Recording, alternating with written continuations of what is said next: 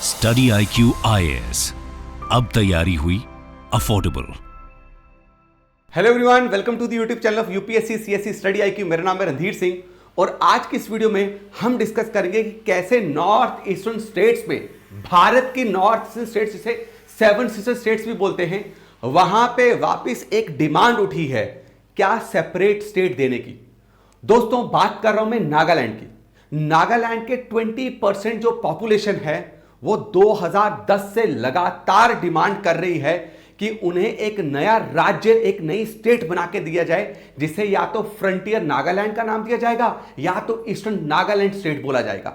और दोस्तों, ये डिमांड जो है लास्ट 2-3 सालों में बहुत तेजी से मेरे दोस्तों बढ़ती जा रही है। अगर आप देखेंगे 2022 में यही नागालैंड के 20% पॉपुलेशन जो 6 डिस्ट्रिक्ट्स को बिलोंग करते हैं, जिन्हें हम बोलते हैं ईस्टर्न नागालैंड डिस्ट्रिक्ट्स, इन्होंने पूरी तरीके से 2024 का लोकसभा का इलेक्शन बॉयकॉट कर दिया था। एक वोट भी नहीं पड़ा इन 6 स्टेट्स में से। क्यों? क्योंकि ये स्टेट्स बोल रहे हैं कि लगातार ये केंद्र सरकार को बोल रहे, सेंट्रल गवर्नमेंट को बोल रहे हैं कि जब तक आप हमारी ये डिमांड पूरी नहीं करेंगे तब तक हम किसी भी तरीके का पार्टिसिपेशन नहीं करने वाले। अब यहां पे आपको एक बात पे ध्यान देना है मेरे दोस्तों, ये हमारे भाई हैं, ये हमारे लोग हैं और ये बात नहीं कह रहे कि हमें जो है अलग देश चाहिए। नहीं, ये बोल रहे हैं हमें रहना भारत में ही है, लेकिन हमें अपनी इंडिपेंडेंस चाहिए। दोस्तों, यहां पे आपको एक बात समझनी पड़ेगी कि नॉर्थ ईस्टर्न स्टेट्स, जिसको सेवन सिस्टर स्टेट्स भी बोला जाता है, यहां पे ट्राइबल लोग रहते हैं, मैक्सिमम ट्राइबल लोग। और ट्राइबल एक कम्युनिटी को बिलोंग नहीं कर रहे, डिफरेंट कम्युनिटीज हैं और हर किसी कम्युनिटी का अपना कल्चर है, अपनी भाषा है, अपने कस्टम्स है, अपने रिचुअल्स है। और ये सब लोग मेरे दोस्तों आपके ट्राइबल है, हमारी तरह ये शहरों में रहने वाले लोग नहीं है, मैक्सिमम में बात कर रहा हूं। और ये अपने कस्टम्स को लेके, रिचुअल्स को लेके, कल्चर को लेके, भाषा को लेके मेरे दोस्तों बहुत ज्यादा सीरियस होते हैं और किसी भी तरीके के कॉम्प्रोमाइज नहीं चाहते। और अगर आप यहां पे सबसे बड़ी प्रॉब्लम देखोगे तो प्रॉब्लम यही है कि अगर यहां पे कोई भी विवाद उठता है तो यही उठता है कि हमारे जो एथनिसिटी वो खतरे में है, हमारे जो कस्टम्स है वो खतरे में है। हमें उसे बचाने के लिए आपको हमें क्या देनी पड़ेगी? ऑटोनॉमी देनी पड़ेगी। हमें इंडिपेंडेंस चाहिए। इंडिपेंडेंस मतलब क्या? हमें इंडिपेंडेंट रोल प्ले करने दें, हम अपने लिए खुद कानून बनाएं, खुद लागू करें, हमारा जो न्याय करने का तरीका हो खुद का हो। और यहां पे बहुत सारी जगहों में ये सहूलतें केंद्र सरकार से दी भी गई हैं। अब मेरे दोस्तों, नागालैंड ये है जिसको मैं ब्लू कलर के साथ आउटलाइन कर रहा हूं। नागालैंड जब भारत आजाद हुआ तब नागालैंड राज्य नहीं था। नागालैंड राज्य भारत सरकार को बाद में बनाना पड़ा। कब? 1963 में। कारण क्या था? क्योंकि नागालैंड में जो ट्राइब्स है, मैक्सिमम जो ट्राइब रहती है उसका नाम है नागा ट्राइब। अब नागा ट्राइब भी ना आगे छोटे छोटे ट्राइब्स में बटी हुई है, लेकिन सबको कलेक्टिवली हम नागा ट्राइब बोलते हैं। और नागा ट्राइब ने मेरे दोस्तों आजादी के बाद ही, जस्ट आजादी के साथ साथ ही इन्होंने डिमांड स्टार्ट कर दी कि हमें अलग राज्य चाहिए, हमें अपना कस्टम बचाना, हमें अपनी रिचुअल बचाने। और हिंसा भी हुई। और याद रखिएगा यहां पे आफ्सपा भी लगाया गया, arm force special power act, क्योंकि लॉ एंड ऑर्डर सिचुएशन जो है यहां पे बहुत खराब हो गई थी। कानूनी जो व्यवस्था थी यहां पे पूरी तरीके से मेरे दोस्तों टॉपल हो चुकी थी। तो उस वक्त केंद्र सरकार ने क्या किया? यहां पे आपका मेरे दोस्तों आफ्सपा लगाया। लेकिन केंद्र सरकार को यह पता था कि भाई साथ में जरूरी है कि इन लोगों की डिमांड को सुना जाए। और कुछ ऐसी जो उस वक्त की संस्था जो पीसफुली इन चीजों को करना चाहती थी, केंद्र सरकार ने उनके साथ बैठे, समझौता हुआ। समझौते में मेरे दोस्तों आपका 16 पॉइंट एग्रीमेंट बोलते हैं इसको। क्या बोलते हैं? 16 पॉइंट एग्रीमेंट, जो किसके बीच में हुआ मेरे दोस्तों? नागा पीपल कन्वेंशन और केंद्र सरकार के बीच में। और फाइनली 1963 में मेरे दोस्तों नागालैंड राज्य बनाया गया। कहां से निकाल के? आसाम से। अब जब नागालैंड बनाया गया तो आपको समझना है कि ये पूरा नागालैंड है। नागालैंड का ईस्टर्न हिस्सा ये है मेरे दोस्तों, ये है ईस्टर्न हिस्सा। उस वक्त मेरे दोस्तों ईस्टर्न हिस्से को पूरे साथ, जो मैंने यहां पे ईस्टर्न हिस्से को जूम करके रखा है, ये पूरा एक ही डिस्ट्रिक्ट होता था। क्या होता था? ये पूरा एक ही डिस्ट्रिक्ट कहलाया जाता था, जिसका नाम था त्यूनसैंग। क्या नाम था? त्यूनसैंग। और माना जाता था, और ये था भी, कि जो आपका नागालैंड का जो ईस्टर्न हिस्सा है ना, वो ज्यादा बैकवर्ड है। किसके रिलेशन में? वेस्टर्न के। तो इसलिए मेरे दोस्तों क्या किया? जो ये एग्रीमेंट हुआ, एग्रीमेंट के तहत पहले तो नागालैंड को एक स्पेशल स्टेटस दिया गया। क्या दिया गया? Special status. संविधान ने इसको स्पेशल प्रोविजन दिया और उसके लिए एक नया आर्टिकल लाया गया, उसका नाम था आर्टिकल 371 कैपिटल ए। इसमें मेरे दोस्तों बहुत सारी सहूलतें जो है नागालैंड को दी गई। क्यों? क्योंकि इनके रिचुअल्स को देखते हुए, है ना, इनके ट्रेडिशंस को देखते हुए। अब साथ में मेरे दोस्तों क्या किया, इनको यह बात बोली कि देखो त्यूनसांग उस वक्त एक ही क्या था, राज्य था, एक ही डिस्ट्रिक्ट था। त्यूनसांग को इन्होंने बोला कि इसको डायरेक्ट कौन एडमिनिस्टर करेगा, गवर्नर करेगा। क्यों? क्योंकि ये बहुत बैकवर्ड है। यहां के लोग जो हैं, अभी जो एडवांस एडमिनिस्ट्रेशन है उसमें ये कैपेबल ही नहीं है कि एडवांस एडमिनिस्ट्रेशन को चलाया जाए, क्योंकि मैक्सिमम ट्राइबल और बहुत बैकवर्ड है और इनको स्पेशल अटेंशन चाहिए। इसलिए हम यहां पे क्या करेंगे, एक रीजनल काउंसिल बनाएंगे। क्या करेंगे? रीजनल काउंसिल बनाएंगे, जिसमें क्या होंगे मेरे दोस्तों, 35 मेंबर्स होंगे। क्या होंगे? 35 मेंबर्स। और यही 35 मेंबर्स क्या करेंगे, एमएलए नॉमिनेट करेंगे, जो जाके नागालैंड की स्टेट लेजिस्लेटिव असेंबली में इनके डेवलपमेंट के लिए बात रखेंगे। तो यहां पे चुनाव नहीं होते थे। ये एग्रीमेंट जो है, अब नागालैंड कब बना, 1963 में।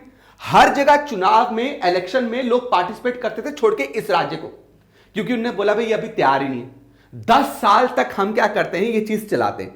10 साल के बाद इन लोगों में इतनी डेवलपमेंट हो जाएगी कि इनको मेरे दोस्तों मेन स्ट्रीम में लेके आएंगे। तो 1973 में क्या किया, 1973 में मेरे दोस्तों फाइनली इनको क्या किया मेरे दोस्तों, आपका स्टेट लेजिस्लेटिव असेंबली के इलेक्शन में डायरेक्ट पार्टिसिपेशन करने का रोल प्रोवाइड किया। क्योंकि उस वक्त केंद्र सरकार ने बोला हां भाई इनकी डेवलपमेंट बहुत बढ़िया हो चुकी है, राज्य सरकार ने बोला कि अब ये तैयार है। लेकिन मेरे दोस्तों त्यूनसांग जो रीजन है, वहां के लोग लगातार ये बोलते रहे कि हमारी कोई भलाई नहीं हुई है। और आज ये त्यूनसांग रीजन जो है, ये डिवाइड होके कितने डिस्ट्रिक्ट्स में बन गया, 6 डिस्ट्रिक्ट्स।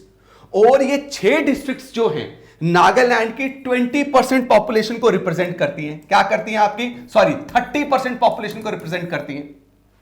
और नागालैंड में टोटल विधानसभा में कितनी सीट्स हैं मेरे दोस्तों, 60 में से 20 सीट्स जो हैं यहां पे हैं। 20 सीट्स मतलब आप समझ रहे हो कि मिनिमम जो है 2-2 एमएलए सबको मिले ही है मिनिमम। अब फिर भी 1973 के बाद या तब्दीली लाने के बाद भी यहां के लोग लगातार जो ये बात बोल रहे हैं कि भाई ना यहां पे इंफ्रास्ट्रक्चर बढ़िया है, ना यहां पे हॉस्पिटल्स हैं, ना यहां पे एजुकेशन सिस्टम है, ना यहां पे गवर्नमेंट की कोई स्कीम पहुंचती है। हम अभी भी नागालैंड, वेस्टर्न नागालैंड के कंपैरिजन हम बहुत बैकवर्ड है। तो फिर जब ये बात हुई तो मेरे दोस्तों एक संस्था खड़ी हुई, एक ऑर्गेनाइजेशन बनी। उस ऑर्गेनाइजेशन का नाम क्या है मेरे दोस्तों, ईस्टर्न नागालैंड पीपल्स ऑर्गेनाइजेशन, जिसको बोलते हैं ईएनपीओ। अब ईएनपीओ मेरे दोस्तों इस रीजन को रिप्रेजेंट करती है और ये ईएनपीओ अब 6 डिस्ट्रिक्ट्स के ट्राइब्स को सबको इकट्ठा कर चुकी है। अब 6 डिस्ट्रिक्ट्स कौन कौन सी है नागालैंड की, जो इस ऑर्गेनाइजेशन का मेंबर है और लगातार डिमांड कर रही हैं कि हमें जो है सेपरेट स्टेट बना के दो। वो डिस्ट्रिक्ट है बच्चा आपका कायफिर, ठीक है, आपका लॉन्गलेंग, मोन, नॉकलैक, शामातोर एंड त्यूनसांग। 6 डिस्ट्रिक्ट्स अब लगातार डिमांड कर रही हैं। और 2010 के बाद इन्होंने मेरे दोस्तों, जब उस वक्त आपको पता ही है मनमोहन सिंह थे, तो मनमोहन सिंह के टाइम पे इन्होंने प्राइम मिनिस्टर के आगे एक एग्रीमेंट रखा कि भाई देखिए अब टाइम आ चुका है कि हमें स्पेशल ऑटोनॉमी मिले, हमें भाई साहब आप स्पेशल स्टेटस दीजिए और एक नई स्टेट बना के दीजिए, स्टेट निकालिए। अब उस वक्त जो है बात की गई, बट सेंट्रल गवर्नमेंट, केंद्र सरकार ने इतना ध्यान नहीं दिया। फिर मेरे दोस्तों ये लोग परेशान होते गए, लगातार जब बात करते गए, कब कोई सुन नहीं रहा था। अब आया 2022 में नागालैंड में लेजिस्लेटिव असेंबली के इलेक्शन।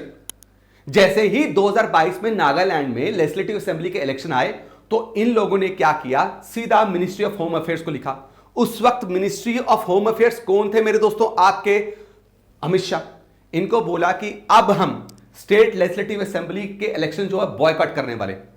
अगर आपने हमें ईस्टर्न नागालैंड की डिमांड्स हमारी नहीं मानी तो हम ये इलेक्शन बॉयकॉट कर देंगे। जब ये बात मिनिस्ट्री ऑफ होम अफेयर्स तक पहुंची तो मिनिस्ट्री ऑफ होम अफेयर्स ने ये आश्वासन दिया, ये इनको कॉन्फिडेंस दिया कि भाई आप इलेक्शन में पार्टिसिपेट कीजिए, हम इलेक्शन के बाद हम राज्य सरकार के साथ मिलकर, नागालैंड के सीएम के साथ मिलकर, कैबिनेट मिनिस्टर के साथ मिलकर इस प्रॉब्लम को सुलझाएंगे और आपको स्पेशल प्रोविजन मिलेगा। लेकिन आपको अलग राज्य नहीं दिया जाएगा। हां, आपको अपना कस्टम ही बचाना है ना, आपको डेवलप करवाना है अपने आप को, तो हम आपको स्पेशल प्रोविजन के अंदर बहुत सारी पावर्स दे देंगे, लेकिन आपको नागालैंड का हिस्सा ही रहना पड़ेगा। तो जब यह बात किसके पास पहुंची, ईएनपीओ के पास, तो इन्होंने मेरे दोस्तों चुनाव के 6-7 दिन पहले ही इन्होंने बोला कि अब हम इलेक्शन बॉयकॉट नहीं कर रहे हैं, क्योंकि मिनिस्ट्री ऑफ होम अफेयर्स ने हमें आश्वासन दिया है कि हम आपके लिए भला करेंगे, एक बार क्या बन जाए आपका मेरे दोस्तों राज्य सरकार बन जाए। अब राज्य सरकार बन गई।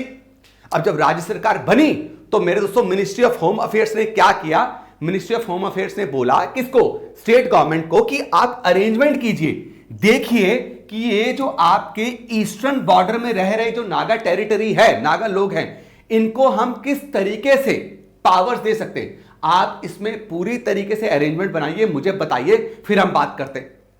लेकिन 2022 होगी, 23 होगी और 24 आ गई, कोई अरेंजमेंट नहीं हुई।